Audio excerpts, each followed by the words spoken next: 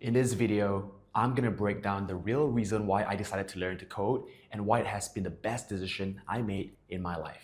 But before I start, learning to code got me into depression, but it transformed my life. Just a few years ago, I was stuck in a job that I hated, and I honestly had no idea what I was gonna do with my life. But then I discovered something, and this thing completely changed my life. Back in 2019, I was working in a job that I didn't enjoy. I was basically just crunching numbers in the finance and venture capital industry, feeling like I was just going through the motions, just coasting through every day. Well, I knew I wanted more, but I didn't know where to start. So in 2019, I stumbled across coding from a software developer I met at a startup conference in Malaysia. So what he did was he basically built a web application all on his own. He launched it, and a few months later, he was just passively making $20,000 every single month, recurring revenue. And the best part was, he was only in his 20s. When I heard that, I was like, what the heck? That's my dream life. It sounded so far from reality back then. The mind-boggling thing for me back then was that he told me that he didn't go to university to learn it. He taught himself how to code in like 6 months, and he told me that I could do it too. And that he didn't have any team, staff, any funding, just a laptop and a good internet connection and his own 2 hands. And honestly, thinking back now, he seemed like a really humble, simple, down-to-earth guy, not some genius that you would really expect to be doing this. So it was a total game changer in the trajectory of my life. It was completely new to me. All my friends, family, and people around me basically went on the whole path of getting a job after graduation. And in Malaysia, the average salary for fresh graduates is around $1,000 per month. Never have I even remotely considered the probability of being able to build something with only a laptop and my 2 hands and start making money passively. And never have I considered that you could do it yourself, or I could do it myself. I always thought, coding and things like this was really reserved for the geniuses like Mark Zuckerberg, the founder of Facebook, or that you needed a ton of funding to hire, a team of software developers to build your thing. It seemed really intimidating, something only the geniuses could do. I never saw myself as a tech guy or a genius at maths, but I couldn't shake the feeling that this might be my way out of the rut. I had no tech background, no special skills, just a burning desire to change my life. So, long story short, I decided to leave my job and give coding a shot. Fast forward to today, and I've gone from 0 coding experience to running my own $80,000 per month tech company and leading a team of around 20 people. Learning to code didn't just give me a skill, it opened up so many doors that I never thought was possible. And by the end of this video, you will understand why learning to code might be the key to unlocking your full potential and how it can transform your life and your career. So continuing from the incident where I met the tech founder making $20,000 per month passively. Now, the truth is that alone didn't make me take the plunge. There was a bigger reason why I decided to take the plunge, and here's why. Our future as a society and nation is at stake. I saw this really good blog called Wait But Why. It's by a really smart guy, and he writes all about everything from relationships to space exploration to startups to philosophy to tech. And when you see this graph, what do you think? Well, you're probably thinking of a few things. For example, we're at the end of the linear growth as a society and something big is coming. Human progress grows exponentially, right? And you're right, it does seem like a pretty intense place to be standing, but then you have to remember something about what it's like to be standing on a time graph. The thing about time graphs is that you can't see what's to your right. Humans cannot know what will happen in the future. We can only make estimated guesses. We don't know what's going to happen next year or tomorrow or even the very next second.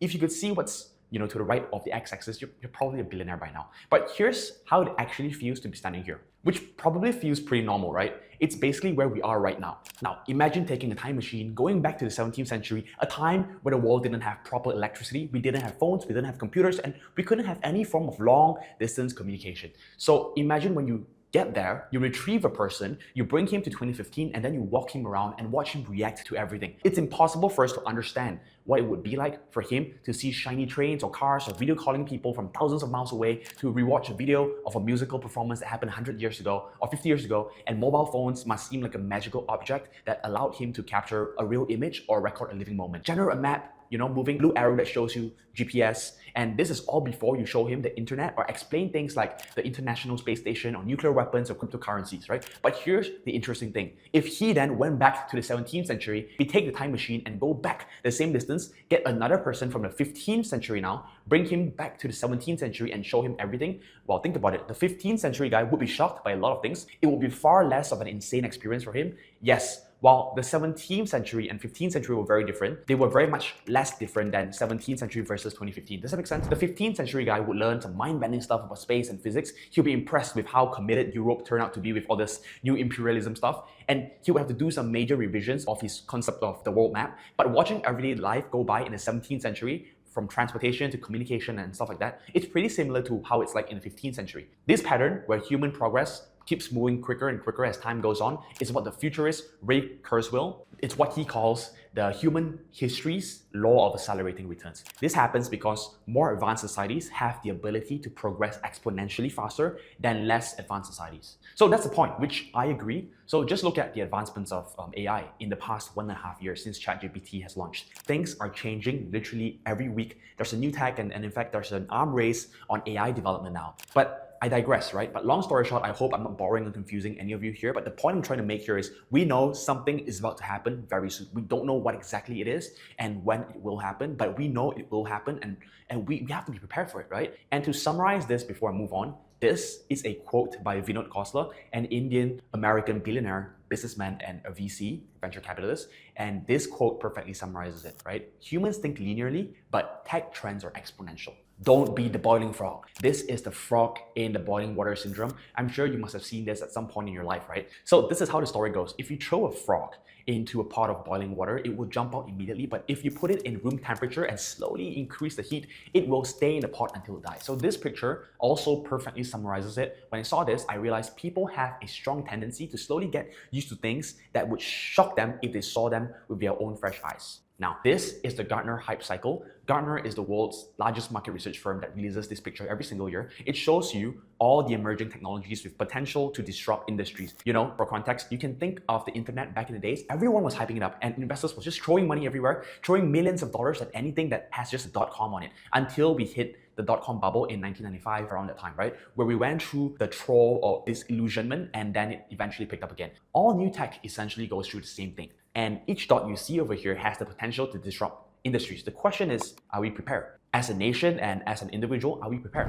What are we gonna do to be part of this change? Are we even aware of it? And how can we go the extra mile and take the lead in this? These are part of the things that really got me thinking. And here, Megan Smith, the former CTO of the US, is saying this. She thinks that this is a practical vision. Imagine a country where all of its citizens are able to code. I personally think it's very doable too. And if that's the direction the world is moving, our country will need to work a lot harder to compete on the world stage. And if our leaders are not pushing for it, it's our responsibility as citizens to just up our game in whatever we do. Okay, so now you've seen my why. This is my why. This is literally what got me looking into tech in the first place. But my fuck it moment, which is the moment where I told myself I needed to take the plunge, was back in 2019 when I read about the producer versus consumer society, and it really got me thinking, and it was a real wake-up call. I knew I needed to make the plunge. You know what colonialism is, right? Now check out digital colonialism. So basically, under classic colonialism, the Europeans conquered different countries for profit and power, and they pretty much took ownership and control of critical infrastructure that exploited weaker countries for their own benefit. Okay, under this arrangement, imperial powers designed railways for foreign empires. The native people were exploited to extract raw minerals, which would then be sent back to Europe for manufacturing. Then surplus European products would then flood the colonies, undermining the indigenous population's ability to develop its own local industries. So that's the history, and we probably have a good idea of how that works and what happened, right? So I'm not going to go too deep into that, but in the grand scheme of things, that has mostly ended, which is good, okay? Now there's a next wave of colonialism happening. It's called the digital colonialism. It's similar to the technical architecture of classic colonialism. The difference is today, the power lies with data.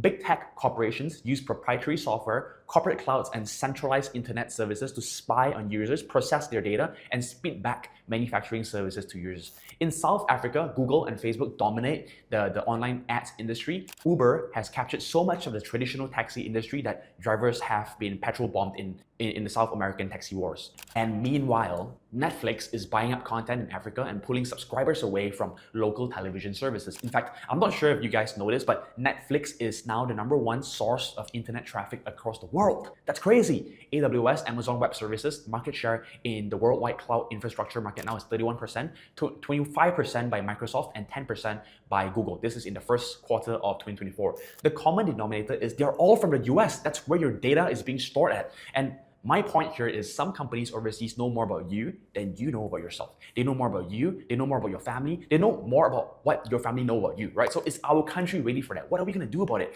right? So back to the topic here, the consumer mindset and the producer mindset. What is it? The way I see it, we're all consumers. We spend our day reading, listening, eating, buying, and we buy things that we don't need just to make us happy, right? A constant consumption of newer and better things. We work hard to afford newer clothes, the shiny watch, a nice car, an expensive dinner out, and things like that. But none of this will really add true happiness to our lives. True happiness comes from helping others, from carving out our own path. It comes from the confidence gained by knowing that you can succeed in achieving your dream and your goals, right? For me, I get maximum fulfillment from being able to help my students at Sigma School completely transform their lives from being in an unfulfilled career to learning a new skill in software development, something like that, in 3 months and landing a job after that. When they send me their success stories and thank you letters and positive reviews and testimonials, it genuinely warms my heart and pushes me to grind through another day. So that's me. But for as long as you remain only a consumer, you will not have the fulfillment you desire. A consumer can never get enough. They can never be truly happy. They will always look at the world through the lens of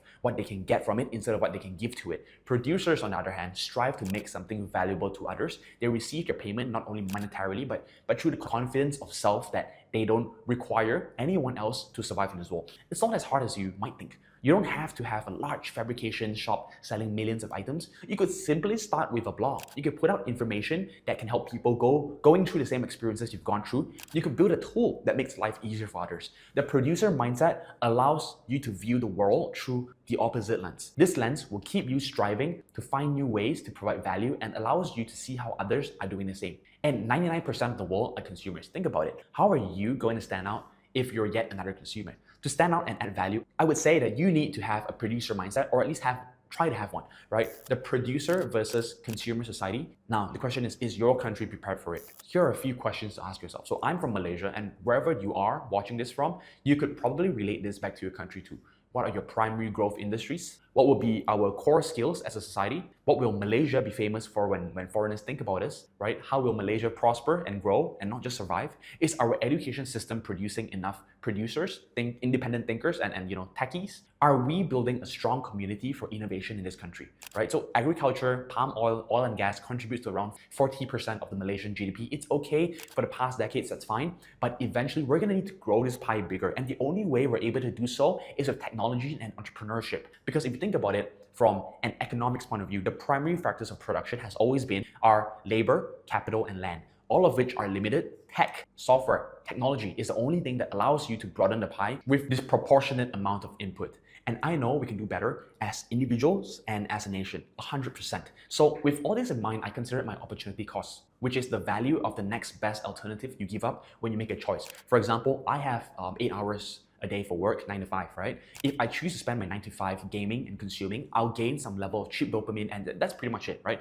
If I choose to spend my 9 to 5 working in a job, I'll get a salary and probably some new skills if I'm lucky, and some new connections from the job. If I choose to spend my 9 to 5 building my own startup from scratch, I will have to forego a salary, forego the dopamine from gaming, but I'll measure the upside in terms of learning, living a more fulfilled life, making an impact, and having a much higher earning potential than I get in working in a job. In simple terms, if I choose to do a startup, I have to forego my salary as an employee. And my mindset was the opportunity cost increases with every day I waited because my earning potential would be higher down the line. When I first started my career, it was around 3,000 to 4,000 ringgit. But if I waited for months and years, it's gonna be 5,000 to 6,000 ringgit, and it would make it even more difficult to leave because then my opportunity cost will become almost double. So why not just do it now? I was young, extremely unhappy, unfulfilled with my day job, and I was lucky to be staying with my parents back then. That state of my life where I didn't have to provide for a family or my family. The top 10 companies in the US are tech companies. Think Facebook, Amazon, Alibaba, Netflix, YouTube, Google. I didn't have business skills, so I didn't know what to do. The idea that I had back then was if I could learn the code and partner up with experienced business people and provide my tech skills as sweat equity, build my own tech startup. Or worst case scenario, if I fail, everything crashes and burns, I'll just get a good job as a software developer, right? So I thought to myself, the best time to do it is now. The downside is a few months of salary and people looking at me like an unemployed loser, but the upside is I completely transform my life trajectory into a more fulfilled life. So let's do it, right? Do it alone, do it scared, do it broke, just do it. Okay, so before I go any further, hey, my name is Derek, and just to give you a brief idea on who I am and what I've been doing so I can be completely transparent with you without hiding anything and just fully authentic. with my journey, so you will at least know who I am and where I came from. So I come from a background in finance and venture capital, and I have been working and actively exploring the VC venture capital industry for a while in the UK and now in Malaysia. And for those of you who don't know what venture capital is, it's simple, right? Just think of startups today. Imagine yourself as a founder. You have a cool business idea, but you don't know and you don't have the money to build it. You don't have the money to hire your team, your marketeers, your designers, your tech team, your customer service team. There's so many things, and you need the money to gain market share or to build your thing, and you can't go to the banks because you need a big amount of money, and banks are basically heavily regulated and they don't trust you yet, right? They won't give you the money because you're nobody. So if you're like me, you probably don't want to go to loan sharks and you don't have rich uncle or a rich father to give you money. So who do you go to? You go to venture capitalists who will invest in you at an early stage for you to get your ideas running, with the hopes that maybe they could 10x or 100x investments in you. So that's that. Coming from a finance background, I always thought I wanted to be on the finance and investment side of things. But over time, after dealing with a lot of other VCs and dealing with a lot of really dynamic and impressive entrepreneurs, the entrepreneurs really inspired me when I see how fast they move, super fast. They learn fast and they just think very critically from first principles. They're very creative. So I always wanted to be in business. So one day when I was on my desk job as an analyst, I asked myself, is this really what I wanted? Did I really want to be crunching numbers all day for my boss, right? And just doing research? No, I wanted to build a business. And I just asked myself one question. What is the one skill set that allows me to just build once, scale to impact millions or billions of lives? It was simple. Tech was the only thing that enabled that. And just thinking about it, whatever you're using today, Facebook, Airbnb, your website builder, WordPress,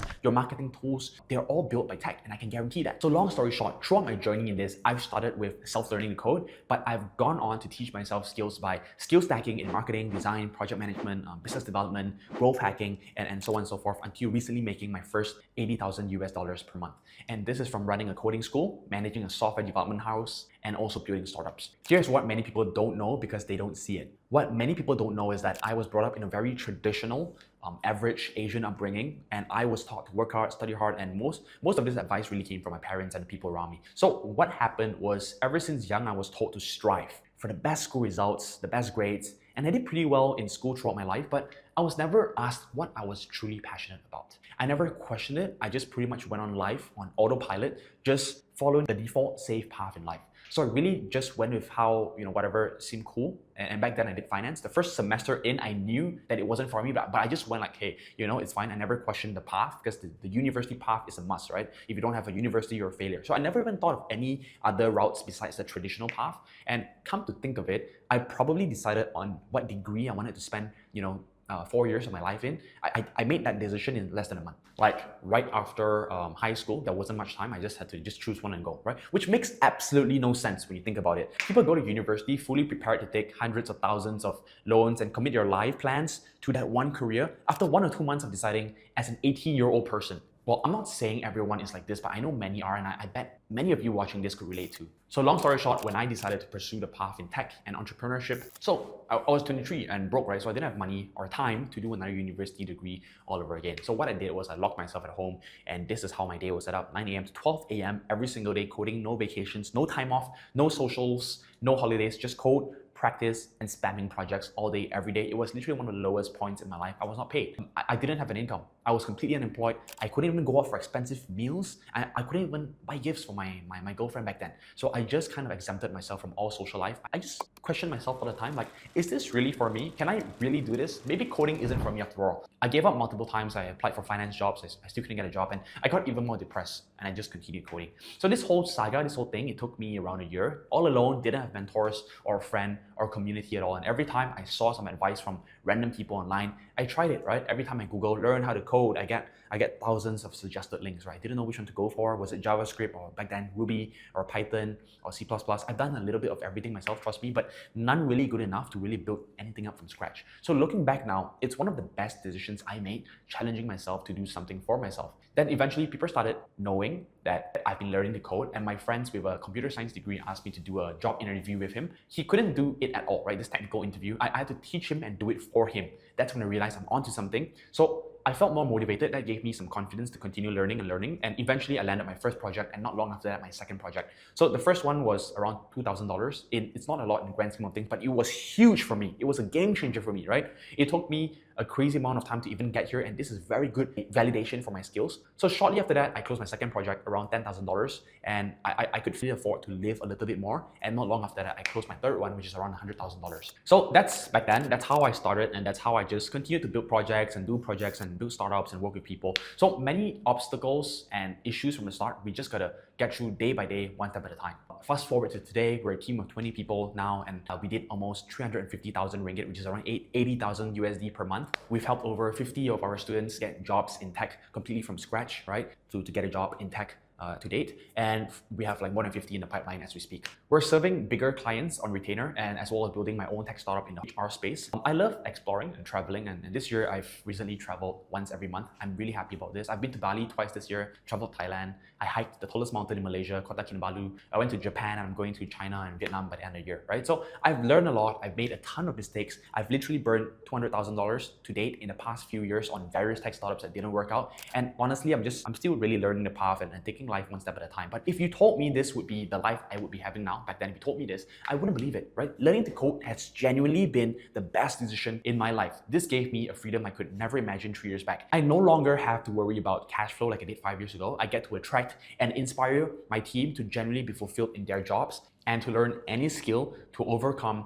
any obstacles because I have done it, and I'm not just plain talking fluff, right? I get to mentor startups in the Malaysian startup ecosystem and accelerator programs. I get to work with my students in my coding bootcamp that I run now called Sigma School, where we train them up in coding and help them get jobs 3 months after their course ends, or we give them their money back, right? We have students from Malaysia, Thailand, Indonesia, Singapore, and even France, Germany, and UK recently. So I get to create content like this and document my journey to hopefully just help inspire just one person to make a change for themselves, and that would make me really happy. So I get to build any startup ideas that I want to, right? Any ideas that I have, I can build it. I have no worry about funding, technical talents, or any other self-limiting beliefs that people have before starting a new venture. I know that most things can be figured out with enough time and effort because I fundamentally understand how software works. I've had my fair share of letdowns from contractors and developers. And now I don't have to worry about getting scammed by developers or agencies, right? So money aside, I gained so much in terms of mindset and self-development. I live on a principle where anything that can be automated should be automated so that humans can do what humans do best and be creative in terms of growing the business with me. So code has opened up the doors to understanding automation tools and project management tools easily. Most of the process flows from start to end has been built out with Airtable, with API integrations to many of our different tools, like our internal project management tool that we use every day, Play.so, our learning platform, our accounting system, our marketing dashboards. Everything is linked up so that it's easy for us to get data when we want, fast and accurate. And things can happen with zero human supervision, right? I can allow my team to work on an 80-20 principle where 80% of the time they're focused on their goals and their tasks, and 20% of the time they can dedicate to exploring, learning new tools, new skills, instead of doing mindless work that could have been automated. So this ensures everyone in my team to get the space and the freedom to continuously improve themselves in their career. And the best part is the confidence that learning to code gives me. So I know that if my startups fail and everything comes down, crashing down, and I can still make a living helping companies build software or manage their tech teams like I'm doing now. So if you got to this point of this video, firstly, thank you so much for watching. Secondly, I would love to hear in the comment section down below, what is one action point that you're gonna take as a result of watching this video? So thank you so much for watching, and I'll see you next time.